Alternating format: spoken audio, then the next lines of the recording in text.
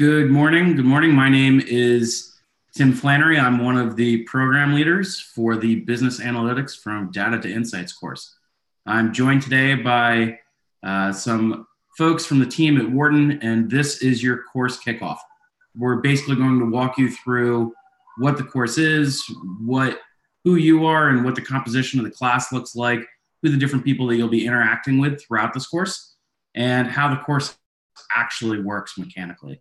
So first off, I want to introduce you to the people on the webinar. So I'm Tim Flannery. I work at Carta, not Cara. And Carta is a growth stage company. I am a 2018 graduate from the Wharton School's MBA program. I'm joined by Don Huseman, and Don leads online learning at the Wharton School, and Chris Eitner. And Chris is the faculty in charge of this program. So today we're going to go through a couple things. One, we're going to take a look and do a quick run through of who the people are that you're going to be interacting with, who your peers are in this course. We'll talk about what analytics actually means at Wharton and a little bit of the history of it, but also where we're taking it now. And then we're going to go through how the course is actually structured and how you'll interact with Canvas and with each other and with the different people that are involved. So this course has a number of different faculty. We have 9 different professors that are on board. I've taken a number of these professors in class, and they've come together to do videos on everything from descriptive analytics, which is week 1, to prescriptive analytics, which is weeks 7, 8, and 9. So everybody here is an expert in some aspect of business analytics, whether it's marketing or operations, and they're going to be sharing what they've learned with you over the course of this program. Then you'll have 6 different program leaders.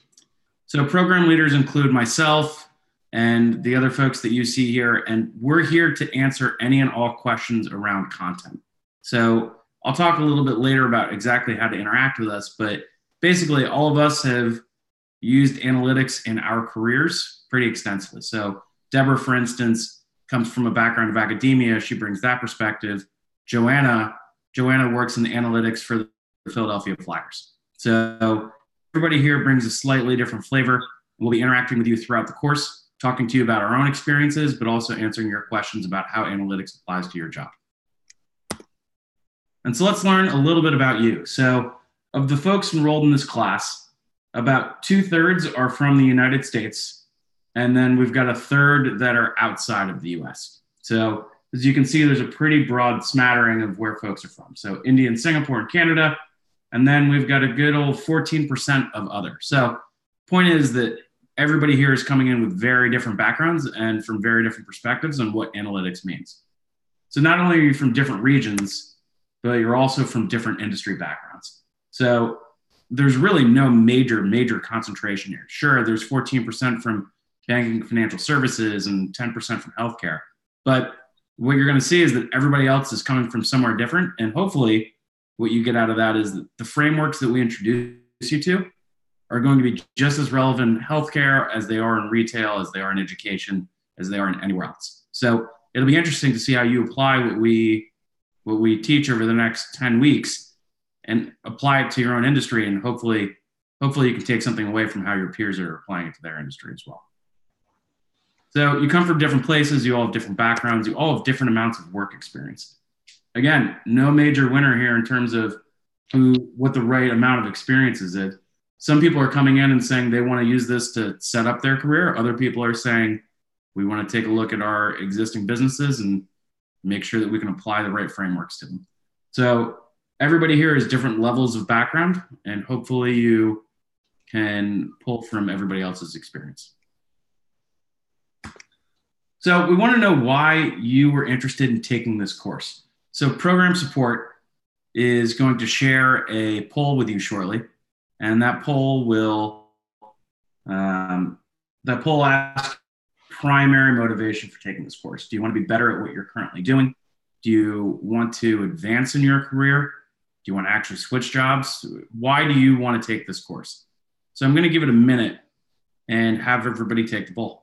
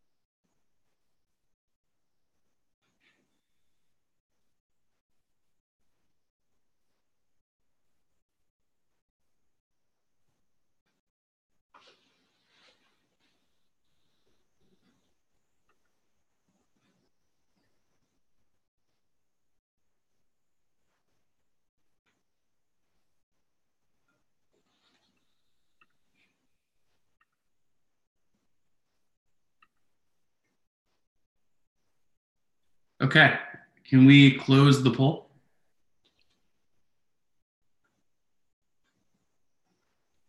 All right, do we see the results? I didn't see them come through on my side. Okay, so the results are in.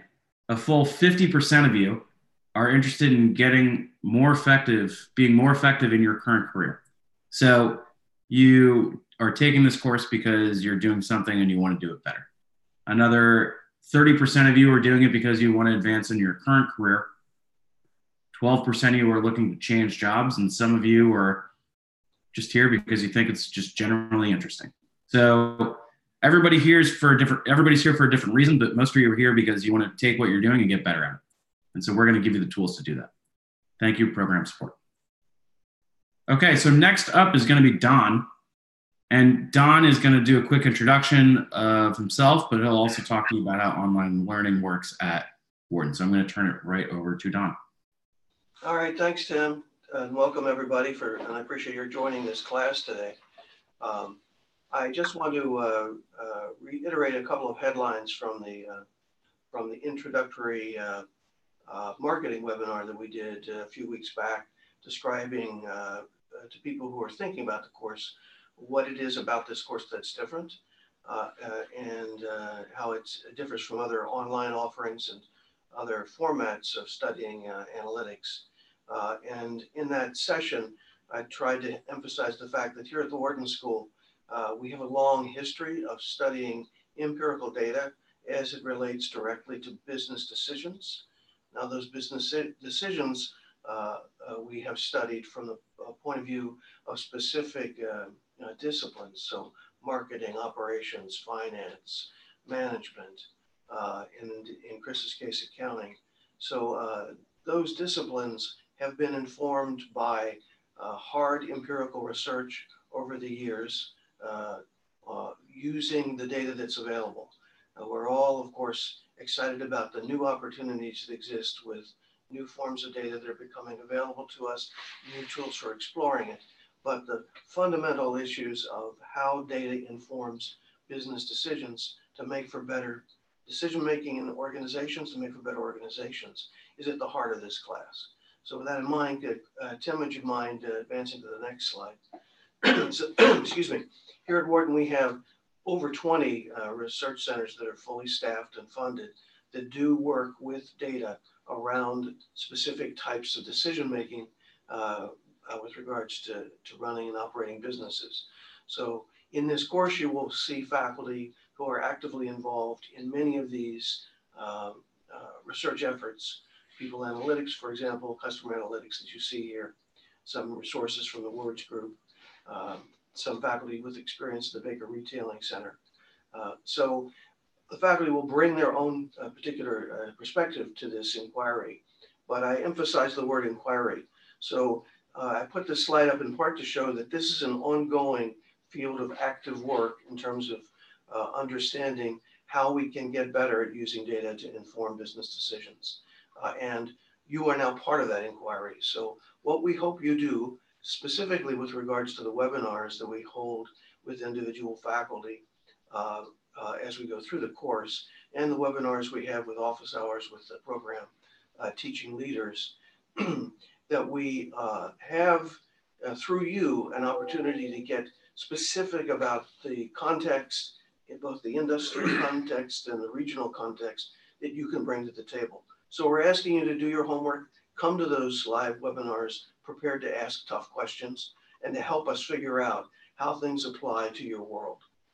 We believe here at Wharton that the best professional development happens when we bring you top academic leaders in their fields and engage with top practitioners. So Chris and his colleagues here from the faculty of the Wharton School are the top in their fields. And we are asking you to bring your best thinking to the table as we work together to generate new knowledge around the field of business analytics. So with that, let me turn it over to Chris. Chris is the EY Professor of Accounting here at the Wharton School. He's also chair of the accounting department and has been with us for a very long time doing research in a variety of fields. He's also the academic director for this business analytics from Data Insights program. And with that, let me turn it over to Chris. Okay, I've been reading the chat box. Yes, I am alive and I'm not a mannequin down here at the bottom. So what I want to do is kind of go through what this class is and what it isn't, because we're not actually here to train you to be a programmer. So if that's what you're here for, that's really not what we want to do. In fact, I was actually happy to see that most of you wanted to talk about improving your current job or improving for the next job, because really what you find in companies that I work with, the issue is not finding data scientists, right? You can find programmers, guys that are going to be much better programming than you ever would be from any kind of course you take. The big issue we have in companies is trying to say, okay, we've got these analytic tools. How can we use those to make ourselves better off? What is the decision we're trying to improve? So here's a little blurb from the Institute of Operations Research and Management Science that I thought does a really nice job of encapsulating what we're trying to do in this class, right? Again, what we're trying to get is this action-driven approach. How can you guys use analytics to come up with better business decisions? Analytics is just a tool, right? Without trying to understand how is it, given this decision I want to make, what tools are available, how can I use those, and ultimately, how can I get something that's called actionable at the end that I can actually do something about that's going to make us better off. So this is actually very interesting because it comes from an organization of data scientists. And they themselves recognize that data scientists love to analyze data just for the sake of analyzing it. That's not what we're trying to do here, right? Again, what we're trying to do is get you, the business decision makers, to take your insight about what we'd like to learn about the business, teach you some of the techniques that are available to actually use that, so you can work with the data scientist to start getting business insights that are going to make you better off. So let's go to the next slide. Let's talk a little bit about where we see you guys fitting into the grander scheme of analytics, right? Ultimately, what you need to do is you need to answer business requirements. We've got things like we need to forecast better. We've got decisions we need to make. I want to do performance improvement, right? Those are the business requirements. Analytics is just a tool. Now, the way you generally want to think about this is start out thinking, okay, how do we as organizations want to create value for whomever, shareholders, employees, whatever? Because if you think about it, your strategic plans and operating plans in your businesses are really hypotheses. We hypothesize that if we do A, we're going to get some kind of outcome, which could be higher profits, improved customer satisfaction, whatever it is. Those are hypotheses. You guys need to develop that. That's not what a data analyst does, right? That gives you what's called a business model or a strategy map, right? So then the question is, given that, right, given these value propositions or hypotheses, what are the questions I would like to ask the data scientist to analyze? It could be, are these value propositions accurate, right? I made a prediction that if I spend money on X, I'm going to get Y on the other side. Do I think that's going to happen? How much is it going to pay off, right? Other ones could be, right, I have this broad value proposition. I want to refine that. If I want to improve customer satisfaction, in truth, all I really care about is improving customer satisfaction on a dimension that gets them to buy more, pay more, whatever. That's where the data analyst can help you. But you guys are the ones that want to ask the questions, right? And the way you can do that is apply the analytics tools. And this is partially what we're going to try to do in this class, is expose you to a number of analytic tools in a number of different environments such that you can start thinking about, hey, here's the business question I want to answer. Here's some tools I have available on this. Ultimately, you run the analytics, you got two issues that can come out of this, right? Maybe the analytics shows that, hey, these hypotheses I had about what's going to pay off my business actually doesn't work, and I need to change my plan, or give you deeper insights. Think about it as peeling the onion back to figure out what are the actionable items I could do, and ultimately lead to better decisions. So what you guys need to think about as we go through the class is, given my business, okay, every time I go through one of these techniques, how do I think I can apply that? What are some of the questions that I might want to answer using this technique? And again, part of what we're trying to get is get a common language so you guys can speak to the data scientists, right? They don't speak business. You probably don't speak data science. Let's find this common ground. And that's really what companies are looking for these days, is somebody that knows how, not necessarily how to do the data analytics or the data science, but how to apply it to a business situation. So that's what we're trying to do. We're not trying to make you a programmer. If you're here to learn how to use R programming, this is not the place to be. But I think an even more important way that you can help your organization is to figure out how can we take our business insights, figure out how to use analytics, and how is that going to make us better off.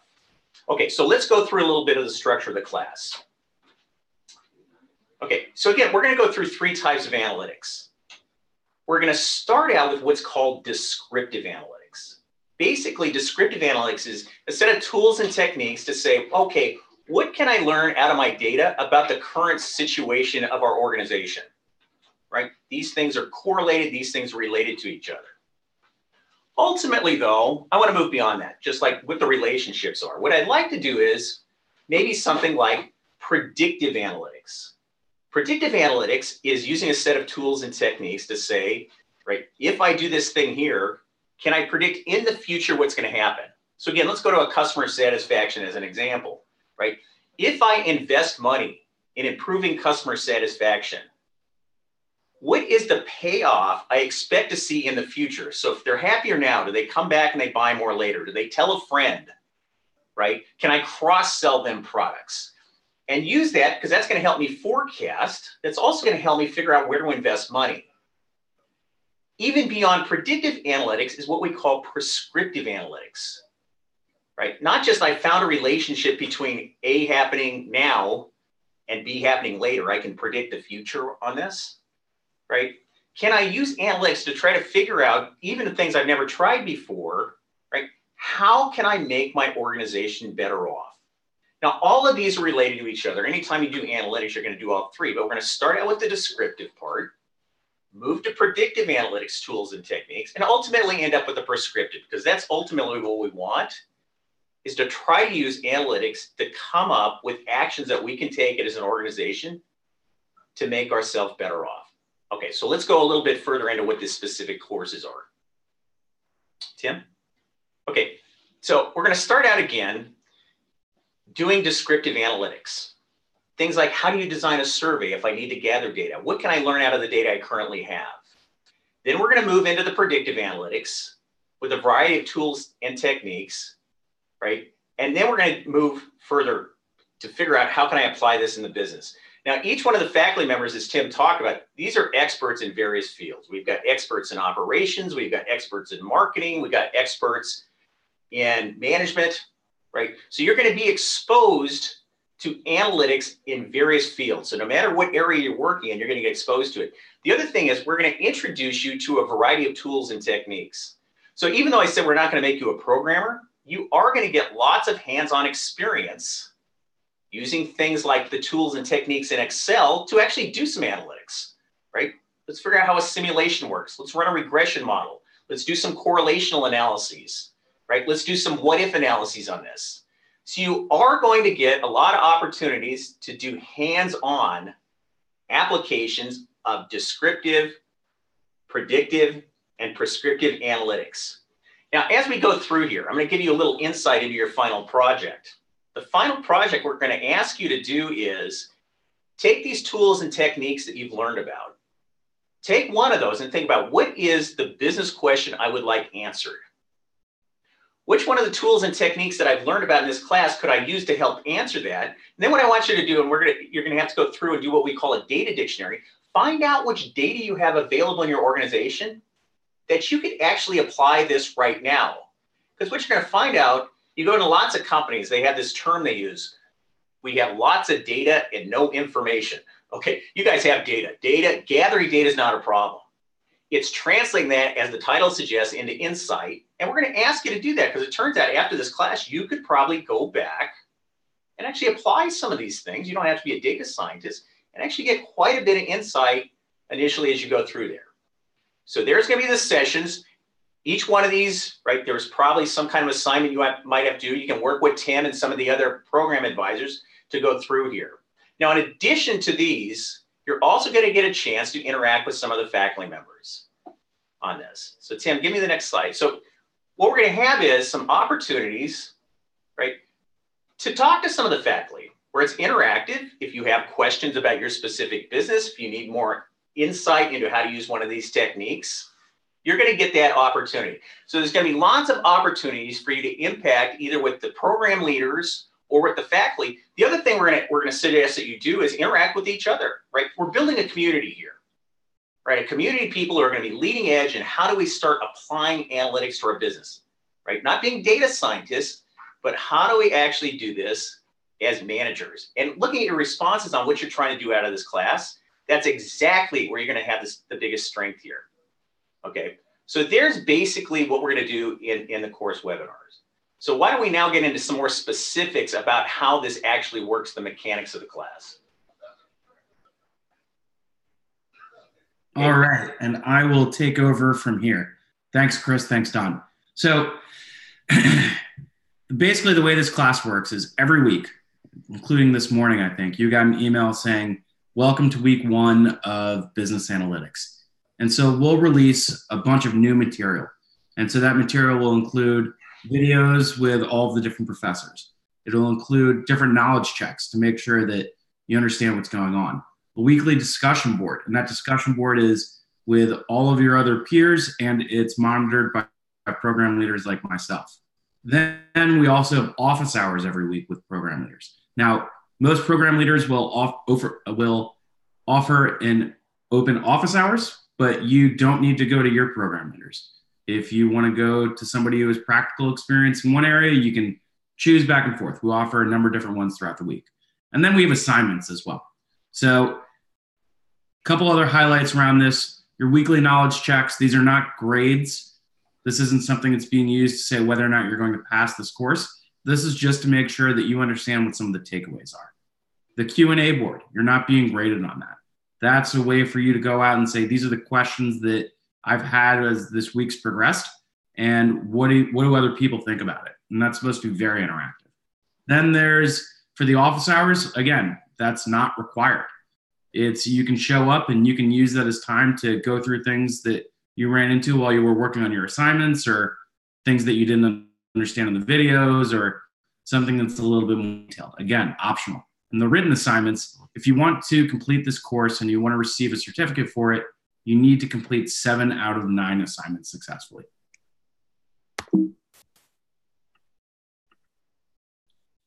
There's a couple different ways to interact with the course. And the folks who do this successfully, these are some of the things that they're doing. One is you want to be on top of the course.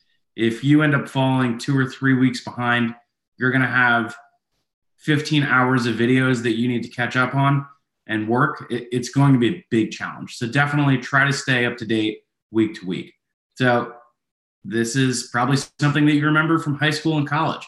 Block off time, find time in your calendar, and make sure that you actually are allocating time to do this course. You signed up for it, you paid a fee. Don't sell yourself short by just trying to rush through everything. Put it into your calendar. So to that note, don't cram. Pace yourself. You want to actually take your time to understand what's going through, so that when questions come up, you don't need to rush past them because you need to go on to the next week. You're actually taking time to understand what's happening. Then you have your classmates. Your classmates are going to be a great resource because everybody's coming from different backgrounds. So I would focus on, when you see the Q&A board, if you see somebody who has a question, offer your own insights on it. Offer your own experience. That's where a lot of the learning occurs. So to that point, use the discussion boards. And then when you have issues where you're falling behind, maybe you're having some deadline problems, maybe there's some kind of technical problem, program support's here to help you with that completely.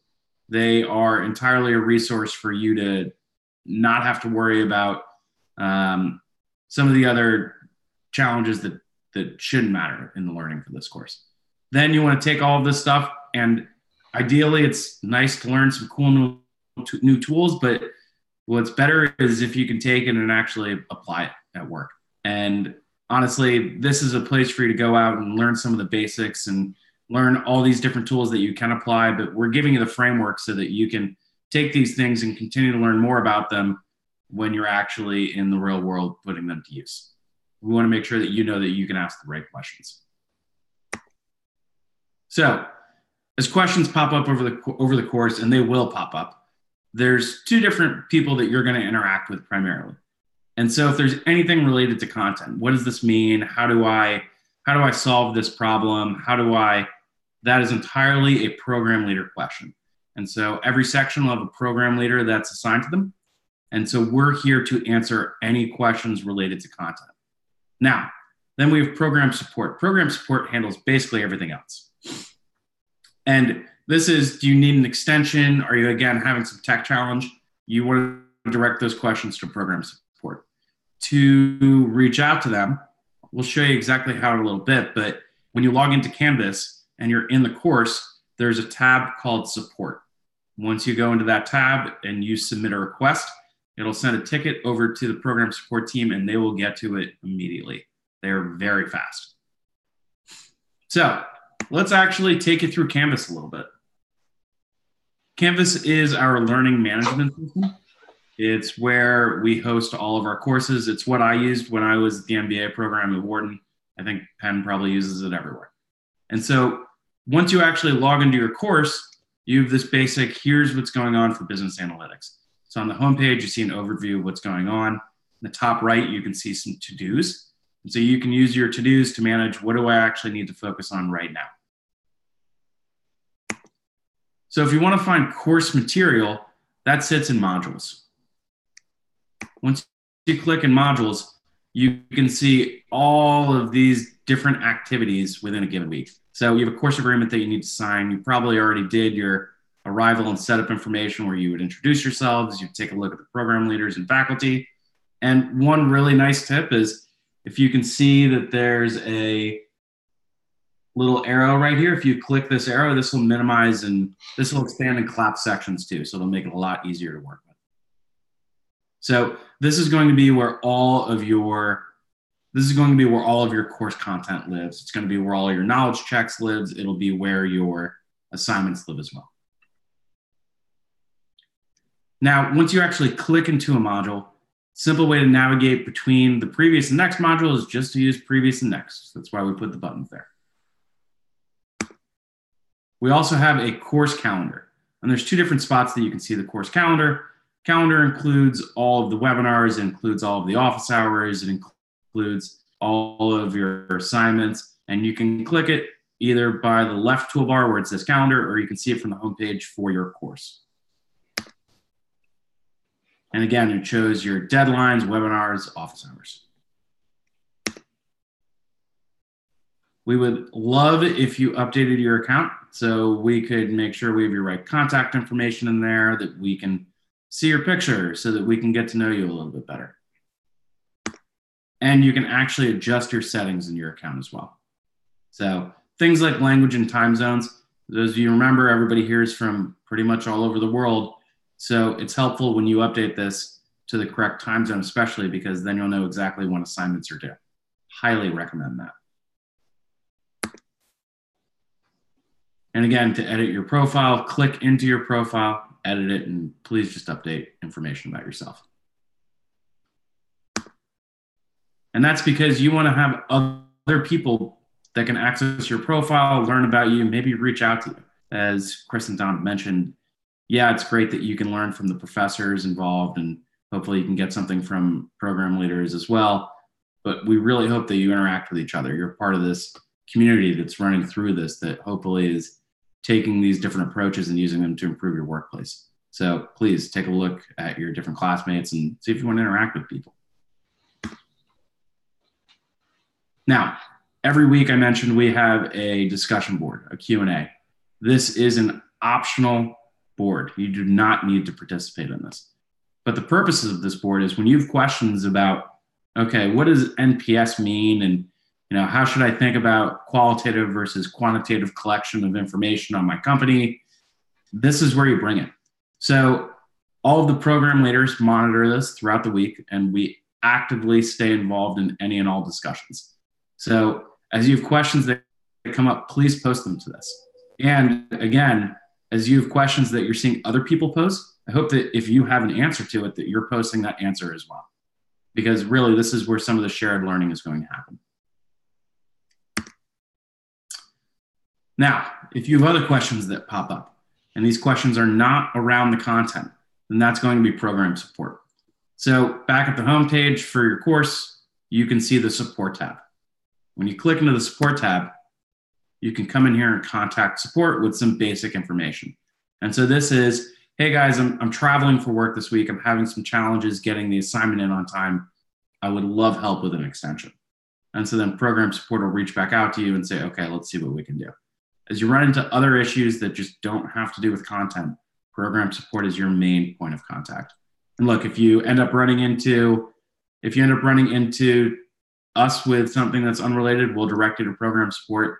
If you accidentally put a content question in front of program support, they'll direct you to us. So please take advantage of the folks that are here. Program support and program leaders are here to answer all questions around content, deadlines, extension, grading, certificates. We're here to take care of all of those different questions. And then you'll have webinars throughout the course with folks like Chris and Pete Fader and other fantastic professors. And they are here to answer a lot of questions around how to take all these different lessons and make your businesses stronger using analytics. So with that, let's pause for Q&A. So if you have questions, there is a Q&A button. Please go to click the Q&A button and submit your questions. Don is actively managing this, monitoring, and we will answer your questions as they come up. Thanks, Tim. Appreciate it. So, and thanks to everybody who's already been submitting some questions. This webinar is a little different than most in that we have a lot of information to go through operationally. Normally, the lion's share of the time we spend together in the synchronous webinars is for Q&A. So this is what we'd like you to think about in advance of the webinar and bring thoughtful questions with you when you join. But there has been a series of conversations going on in the chat area that some of which made it to the Q&A. Let me ask Chris first to address a question that's come up where people are struggling a little bit to distinguish between descriptive statistics and predictive or prescriptive statistics. And one question that was framing this was, is it fair to say that descriptive statistics is about what happened and predictive is about why it happened? Descriptive basically says I have data and I want to see it if basically X is related to Y. Here's an easy way to think about it. I go into Excel, I plot out data that has an X and a Y axis on it, right? I want to find out, well, okay, what kind of departments in my company have better financial performance? Well, it may be the ones that are located in urban areas. It may be the ones that have a higher ratio of more tenured employees on it, right? That's basically telling you descriptively how these things are related to each other, right? What predictive would say would, okay, let's say I find that, right? I look at the descriptives, I find out the best performing, units in my organization have these characteristics. Predictive would be say, okay, if I say one of the things is employee training, right? You find out descriptively that my units that do the most employee training have the highest financial performance. It's pure descriptive. It just tells me something about them, right? Predictive would be, okay, if I increase, if I did more training in one of my units, subsequently in the future, did their productivity go up? Right? You're trying to say, if I took the data now, does it predict something happening in the future? Now, obviously, they're related because the descriptive says kind of at this point in time, A and B are related to each other. Predictive says, well, if I changed A, was there a change in B? Right? So there's some lead lag relationship. That's why I'm predicting something happening, right? If I put in a marketing initiative now, right, can I see that my revenues went up in the future because there's going to be some lead and lag, right? Ultimately, though, I'd like to say, okay, given that, right, what actions would I want to take that are going to make me better off in the future? So you can say, well, in the past, I've looked at when I changed my marketing initiative, A, I got more revenues in B, right? So then you might say, okay, based on that analysis or based on simulation, what I want to do now is, right, try to change my marketing initiatives because I think that's where the payoff is going to be, right? So based on that analysis, it's now what steps am I going to take? And basically what kind of payback do I think I'm going to get out of this? So they are all related to each other. Descriptive is just tell me right now, given the data I have, how in this time period are these things related to each other? Just tell me about the data, right? Predictive is, does this thing here predict what's going to happen or has it in the past? And ultimately, I like prescriptive, which is, okay, given what I now know about what's happening right now and how lead lag relationships have happened in the past, what actions do I think I want to take to make myself better off? So it is sequential. These things are not independent of each other, right? But generally, you start out with the descriptive. Let's kind of understand how we're doing now, what things seem to be related. Then go on to this predictive part.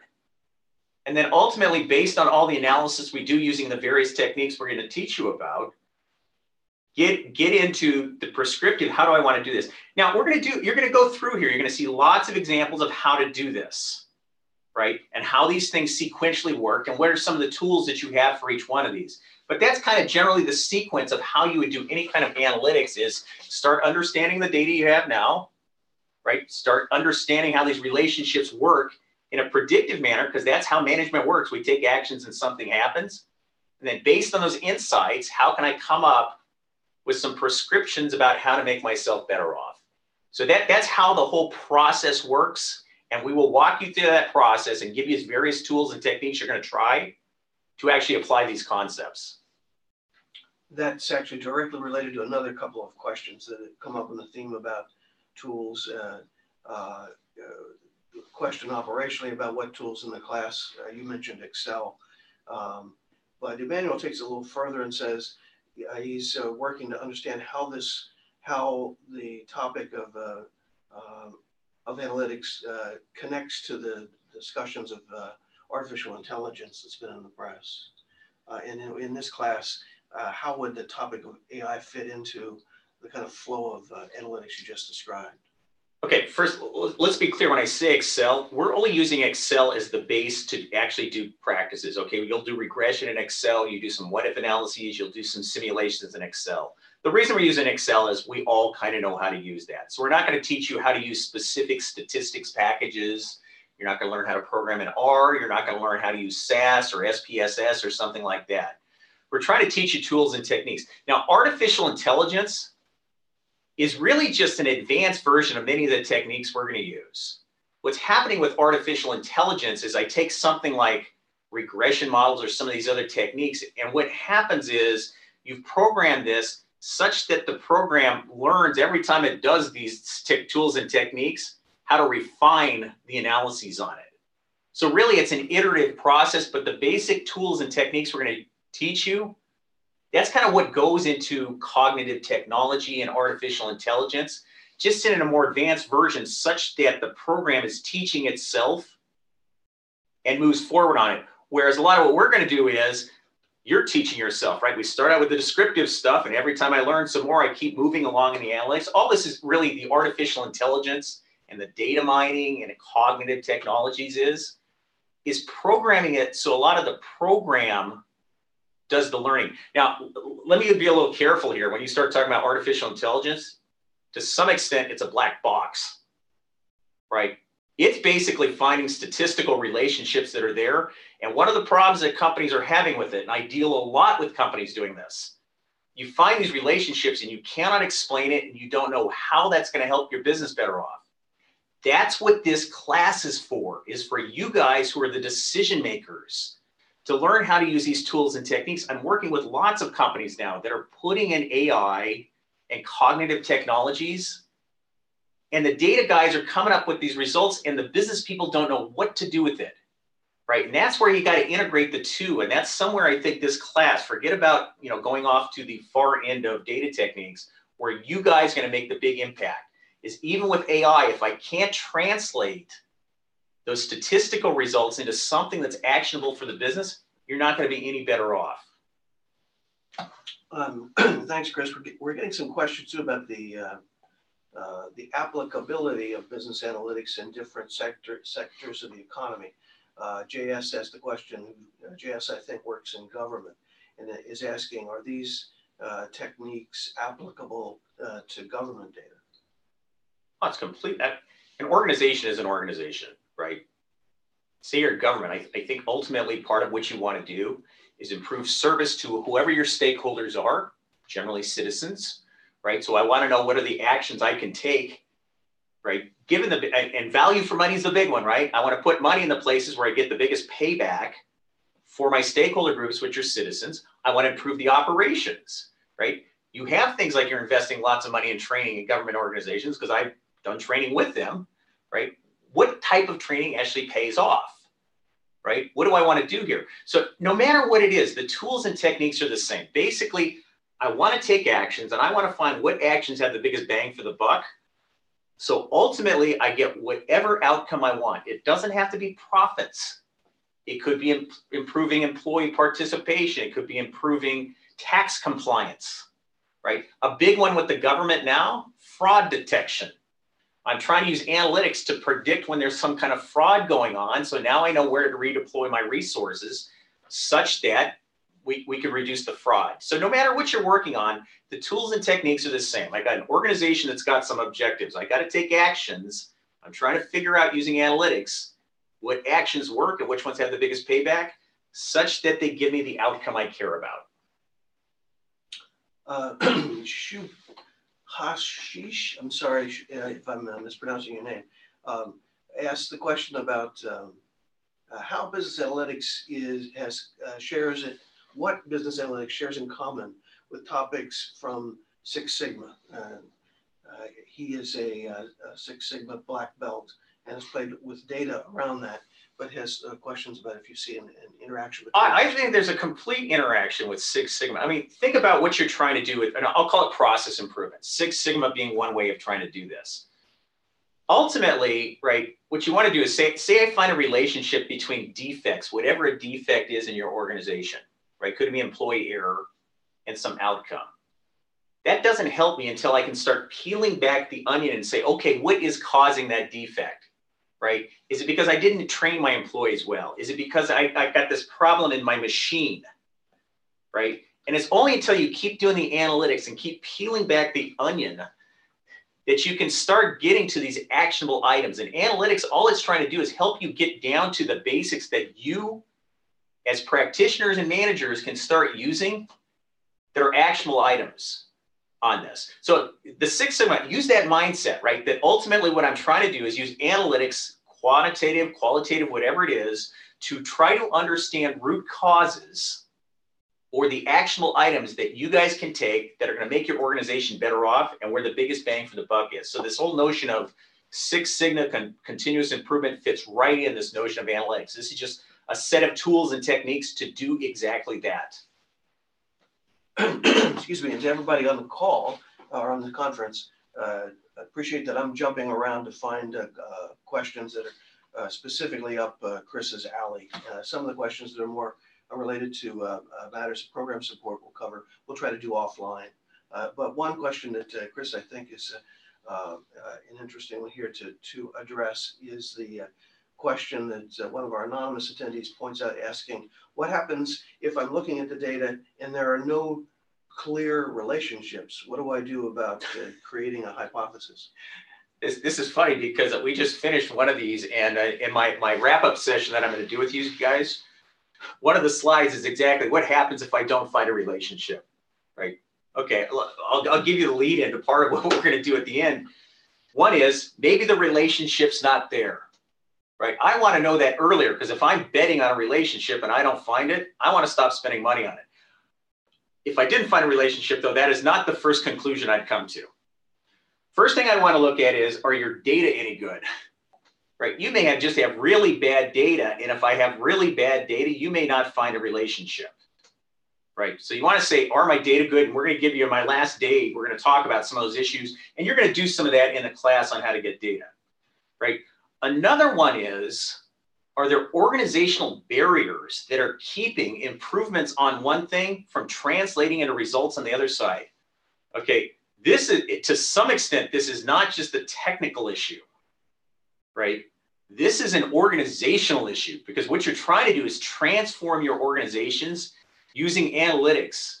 And that last day of class, even after you've done the technical stuff, we're going to talk a lot about, right, what are some of the organizational issues that you guys are going to have to deal with to get buy-in from this, right?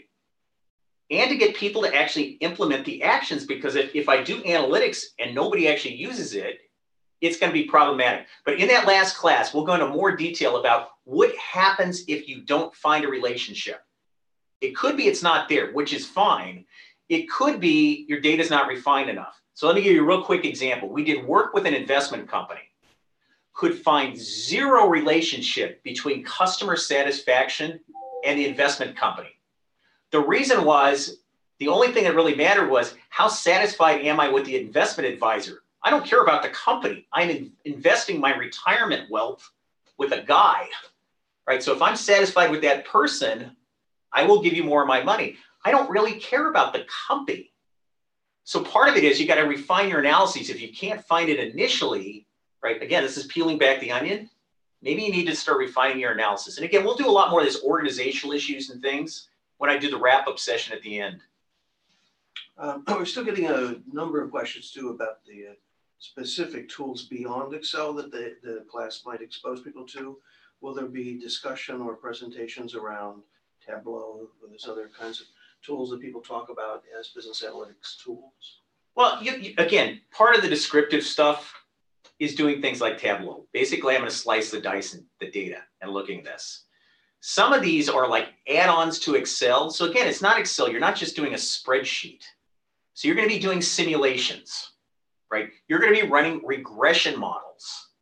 You're going to be doing some descriptive statistics. So again, we're just using Excel in a lot of cases as the platform, right? That doesn't mean you're not going to learn tools and techniques of how to do that. It's just, it's a common platform that all of us have. And it turns out most of us don't understand all the things you can do in Excel. So there will be chances to kind of slice and dice the data, Tableau-ish, to run regressions such as you might do in a statistics package, right? To run simulations and do what-if analyses on that. So there's going to be a lot of opportunities. We're not using a whole bunch of different specific packages because every single company could be using something different. But the techniques are going to be very common in terms of things like, you know, you're not learning Tableau, but you might learn how you would use Tableau to slice and dice the data. Rocky has a question about how business analytics affects an organization's strategy, or does it inform an organization's strategy, or is it primarily aimed at an operational or tactical level of an organization? That depends on how your company's using it, what business question you're trying to answer.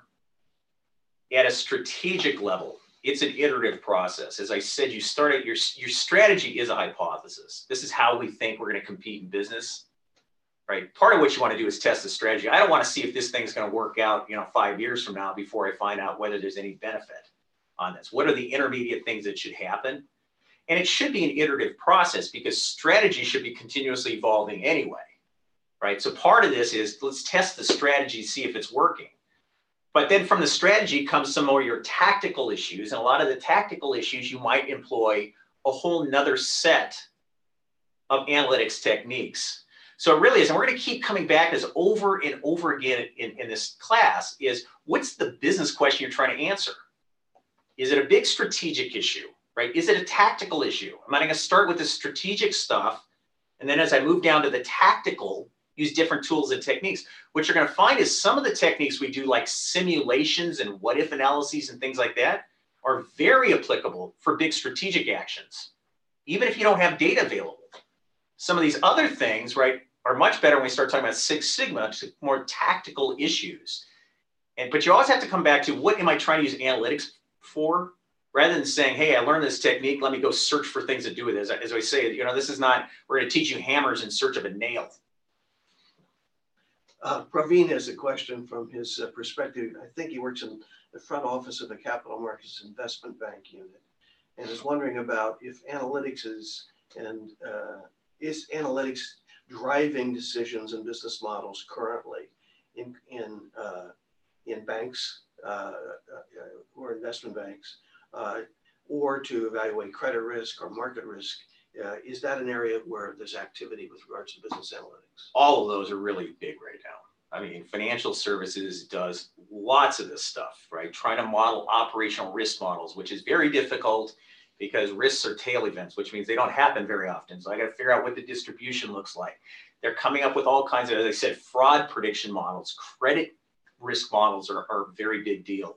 in financial services. I work with a financial service company where they're trying to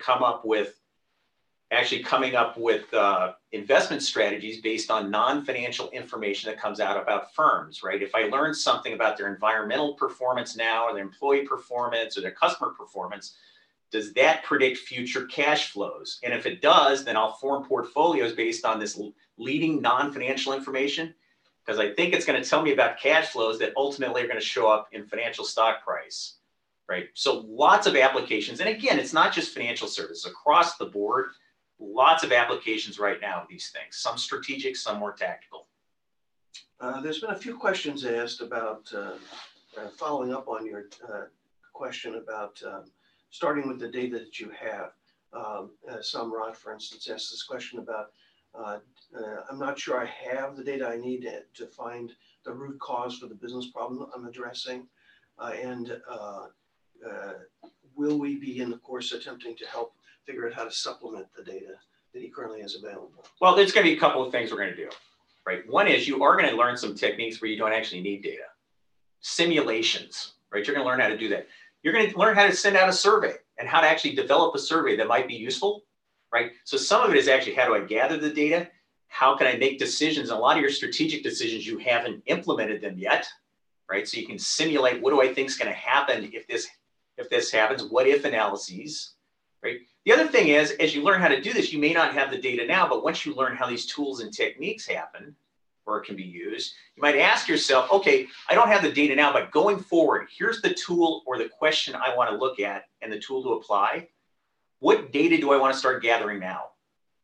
Now, one thing I'd be careful about for you guys, and again, when I do the wrap-up session, we'll talk about this. A lot of times you have data in your company, but it hasn't been coded correctly. Once you aggregate data up, you can never disaggregate. So if I need disaggregated data to peel back the onion, once you aggregate the data up, you don't have the granularity. So what you want to ask yourself is, should I start saving data at a much lower level?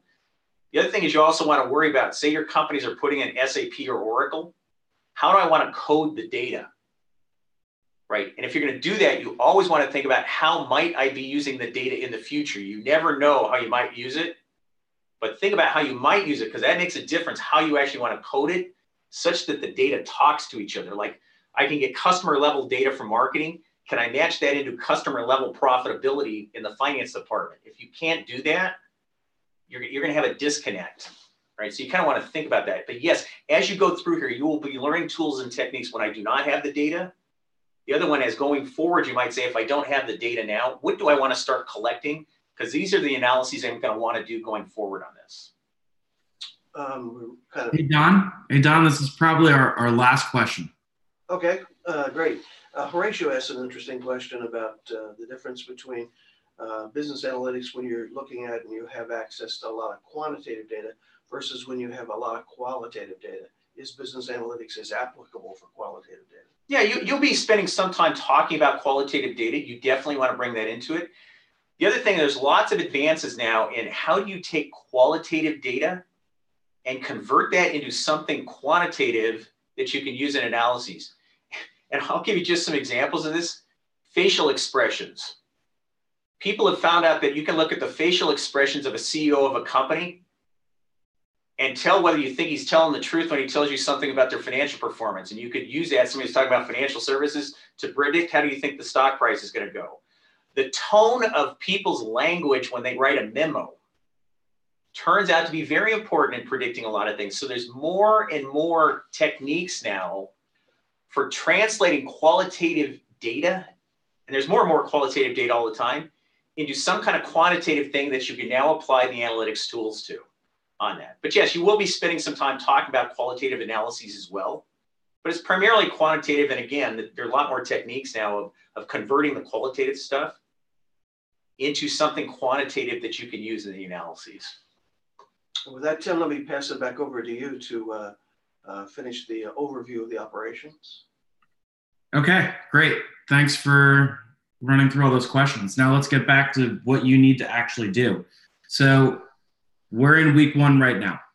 And so week 1 is Professor Raghu Iyengar, and we're going to be talking about data collection. We're going to be talking about surveys. We're going to be talking about putting together both qualitative and quantitative data and trying to understand how we're going to collect stuff from our customers.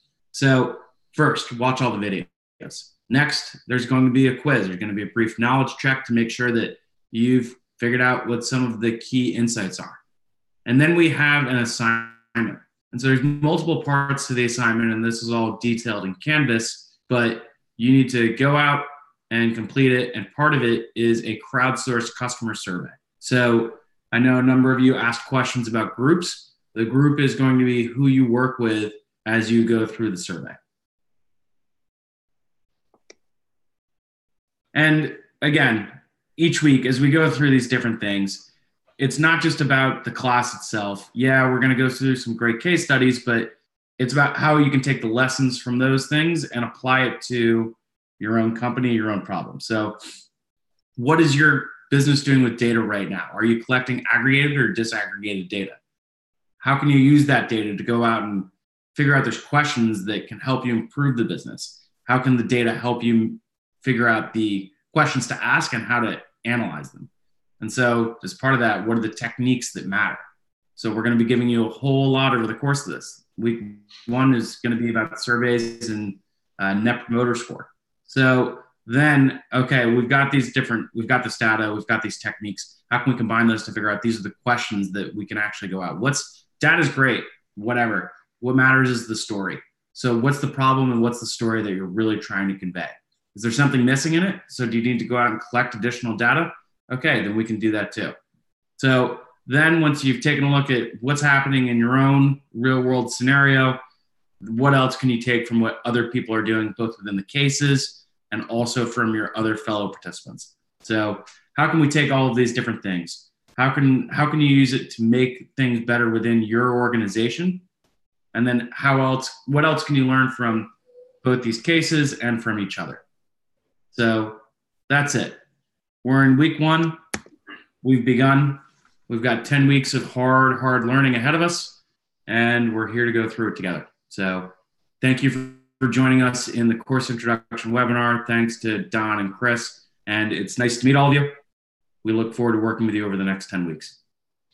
And again, from the campus of the University of Pennsylvania's Wharton School, wish you all the best of luck as you launch on this journey, and appreciate all of your serious questions.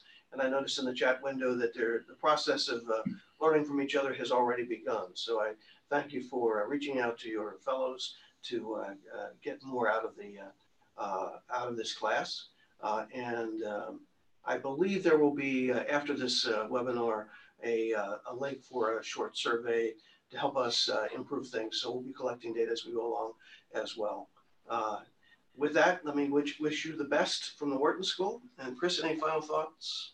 Again, it was really nice to see that you guys are interacting with each other already on this. Keep it up, because I think you can learn as much from each other and your own experiences as you can from us. And also take advantage of the program leaders. They're all experienced people in analytics, and they're going to have a lot of insight and a lot of ability to answer some specific questions in the EAM.